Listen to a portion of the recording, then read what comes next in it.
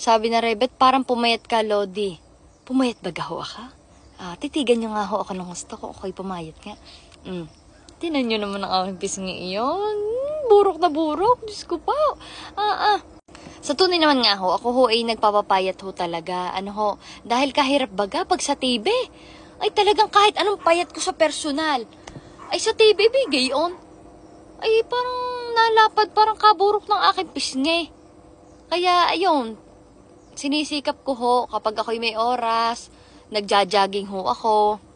Tapos lalo na kapag hindi puyat, talagang jogging.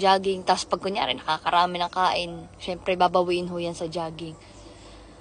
Tapos ayun, hindi po ako nagkakanin. Siguro nasanay na ho talaga ako na hindi nagkakanin. Ano ho, alam ko ang iba naman ho, hindi naman ho talaga kailangan kapag kunyari nagda-diet ka ay hindi ka nakakain ng kanin. Ari naman ho, isa akin lamang. Ano ho, dahil nasanay na lang ho din talaga ako na hindi ako nagkakanin.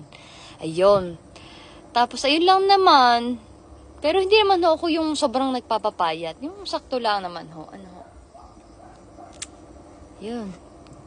Sana okay na yung sagot ko.